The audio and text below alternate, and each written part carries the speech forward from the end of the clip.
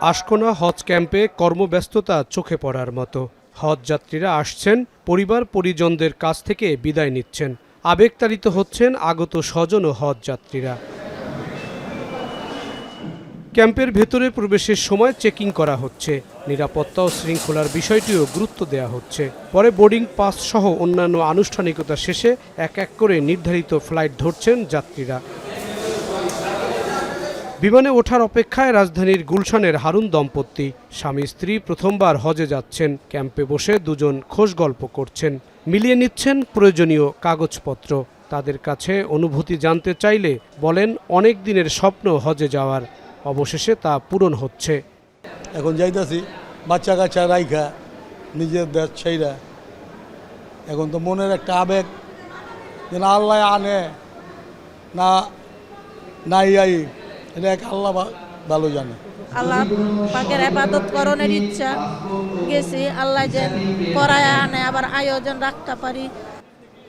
7 দিনের ধারাবাহিকতায় আশকোনা হজ ক্যাম্প থেকে বাংলাদেশ বিমান, সৌদি ফ্লাইনাস এয়ারলাইন্সে শুক্রবার 7টি ফ্লাইটে 2926 জন যাত্রী সৌদি আরবের উদ্দেশ্যে ঢাকা ছেড়ে যাচ্ছেন। হজ ক্যাম্প থেকে নিরাপত্তা বেষ্টনীর মাধ্যমে বিমানবন্দরে পৌঁছে দেওয়া হচ্ছে হজ যাত্রীদের।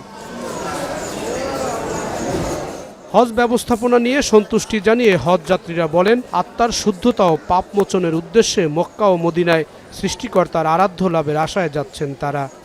আল্লাহ পাক যাতে আমাদের এই হজকে এবং এই সফরকে আল্লাহ কবুল করেন। আগামী এবার হজ ব্যবস্থাপনা ইনশাল্লাহ ভালো। আলহামদুলিল্লাহ, খুব আনন্দ লাগছে, ভালো লাগছে। সুস্থ শরীরে যেন হজ সমাধান করে আমরা দেশে আসতে পারি। অন্যান্য দেশের চাইতে অনেক ভালো আছে, শুকরিয়া আল্লাহর দরকার। এবারে হজ ব্যবস্থাপনায় বড় ধরনের কোনো অনিয়ম এখনো ঘটেনি। এজেন্সি নিয়েও তেমন কোনো অভিযোগ নেই। তবুও যে কোনো সমস্যা সমাধানে কাজ করছে হজ ব্যবস্থাপনা কমিটি। হজ ব্যবস্থাপনাকে প্রতিনিয়তই আমরা উন্নয়নের দিকে নিয়ে যাচ্ছি। আমরা চেষ্টা করছি যে কোনো হজযাত্রী যেন কোনোভাবেই প্রতারিত না হন।